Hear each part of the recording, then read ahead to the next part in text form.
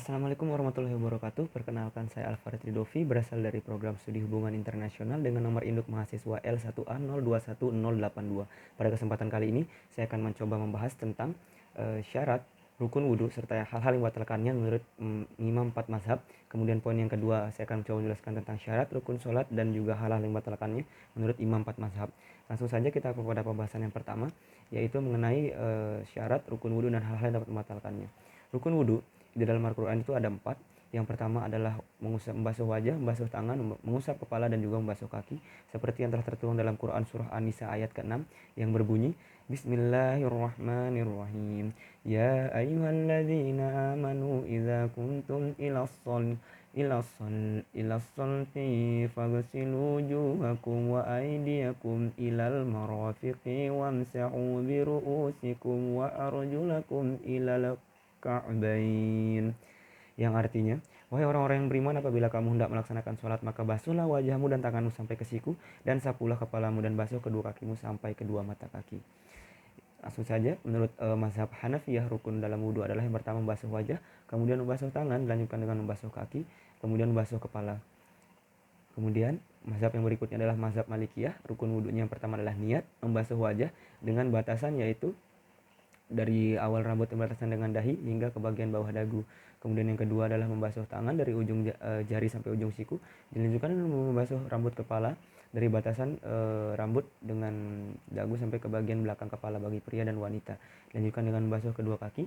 Dan yang terakhir yaitu muawalah, yaitu bergegas untuk mengalirkan air kembali kepada bagian tubuh yang sebelum telah dibasahi oleh air wudhu agar tidak mengering. Kemudian mazhab berikutnya adalah Syafi'iyah, rukun yang pertama adalah niat, kemudian yang kedua adalah membasuh wajah. Namun di dalam mazhab Syafi'iyah ini, jika terdapat jenggot di dalam wajah dan jenggotnya lebat, maka harus dibasuh sampai ke dalam-dalamnya. Jika jenggotnya tipis, cukup di bagian luarnya saja. Kemudian yang rukun yang berikutnya adalah membasuh kedua tangan. Dan di mazhab Syafi'iyah ini diwajibkan untuk membersihkan kotoran di dalam kuku. Kemudian selanjutnya mengusap rambut kepala. Kemudian dilanjutkan dengan membasuh kedua kaki dan tartib, yaitu wudhu secara berurutan. Menurut mazhab berikutnya yaitu Hanabilah, yaitu yang pertama membasuh wajah. Adapun niat di dalam mazhab ini menjadikannya sebagai syarat wudhu, bukan rukun wudhu. Kemudian yang kedua membasuh kedua tangan. Kemudian yang berikutnya mengusap seluruh bagian rambut di kepala. Jika rambut di kepala tersebut melewati batas kepala, maka tidak wajib mengusap bagian rambut tersebut. Kemudian rukun yang berikutnya adalah membasuh kaki. Yang berikutnya adalah tartib. Yang berikutnya itu muawalah. Kemudian selanjutnya adalah hal-hal yang dapat membatalkan wudhu. Yang pertama adalah keluar sesuatu dari jalan depan atau belakang atau kubur atau dubur. Menurut Imam Maliki, tidak sampai membatalkan wudhu kalau semua yang keluar itu berasal dari dalam perut. Kemudian menurut Imam Hanafi, Maliki, dan Hambali, air mani dapat membatalkan wudhu. Sedangkan menurut Imam Syafi'i, mani tidak membatalkan wudhu. Kemudian hal-hal yang dapat membatalkan wudhu berikutnya adalah bersentuhan kulit antara laki-laki dan perempuan yang bukan mahramnya. Menurut mazhab Hambali, persentuhan laki-laki dan perempuan tersebut membatalkan wudhu apabila disertai syahwat dan tanpa hijab. Kemudian menurut mazhab Syafi'i, kulit laki-laki dan perempuan itu membatalkan wudhu apabila keduanya sudah dewasa, bukan muhrimnya, dan tanpa hijab.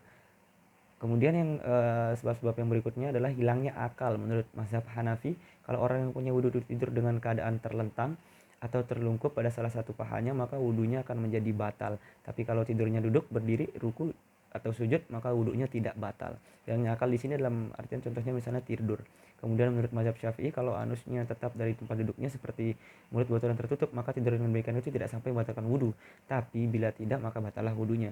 Menurut mazhab Maliki, membedakan antara tidur ringan dengan tidur berat. Kalau tidur ringan tidak membatalkan wudhu, begitu juga kalau tidur berat dan waktunya hanya sebentar. Tapi kalau tidur berat dan waktunya panjang, ia dapat membatalkan wudhu. Kemudian yang berikutnya adalah muntah. Menurut mazhab Hambali, muntah dapat membatalkan wudhu. Kemudian menurut mazhab Hanafi, muntah dapat membatalkan wudhu kalau muntahnya sampai memenuhi mulutnya. Kemudian menurut Maliki dan Syafi'i, muntah itu tidak membatalkan wudhu. Kemudian yang kelima adalah tertawa. Tertawa dapat membatalkan sholat menurut kesepakatan semua kaum muslim, tapi tidak dapat membatalkan wudhu maupun di luarnya, kecuali menurut Hanafi, Hambali, dan itu Hanafi dan Hambali itu ketawa dapat membatalkan wudhu kalau ketawanya itu sampai terbahak-bahak di dalam sholat, tetapi di luar sholat ia tidak membatalkan wudhu. Kemudian poin yang berikutnya adalah perihal tentang syarat dan rukun sholat menurut imam 4 mazhab. Jadi yang pertama kita langsung saja menurut mazhab Hanafi ada 6, yaitu takbiratul ihram, berdiri, membaca Al-Fatihah, ruku, sujud, dan duduk tasyahud akhir. Kemudian yang kedua adalah menurut mazhab Maliki ada 12, yaitu niat takbiratul ihram, berdiri, membaca surat Al-Fatihah, ruku, i'tidal, bangun dari ruku, sujud, duduk antara dua sujud, duduk tasyahud akhir, membaca tasyahud akhir, membaca salawat Nabi, salam, dan tertib. Kemudian mazhab yang berikutnya adalah mazhab Syafi'i yang juga rukunnya ada 13. Yang pertama dengan niat takbiratul ihram, berdiri, membaca Al-Fatihah, ruku, i'tidal, sujud, duduk antara dua sujud, duduk tasyahud akhir, membaca tasyahud akhir, membaca salawat Nabi, salam, tertib. Kemudian yang terakhir adalah menurut mazhab Hambali. Yang pertama takbiratul ihram, berdiri, membaca surat Al-Fatihah, ruku, i'tidal, sujud, duduk di antara dua sujud, duduk tasyahud akhir, membaca tasyahud akhir, membaca salawat Nabi, salam, tertib, dan tumak ninah.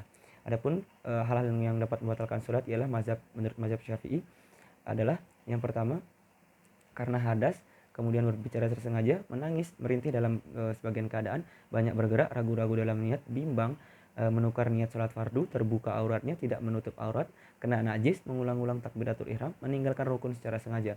Kemudian menurut mazhab Maliki, yang pertama adalah meninggalkan salah satu rukun dengan sengaja, menambahkan rukun, menambahkan tasyahud bukan pada tempatnya, tertawa terbahak-bahak, makan dan minum, berbicara dengan sengaja, muntah dengan sengaja, terbuka aurat, terkena najis, kemudian menambah rakaat dan sujud sebelum salam. Kemudian menurut mazhab Hambali, yang membatalkan salat ialah banyak bergerak, kena najis yang tidak dimaafkan, membelakangi kiblat, terjadi sesuatu yang membatalkan wudhu, sengaja membuka aurat, menambah rukun dengan sengaja, mendahulukan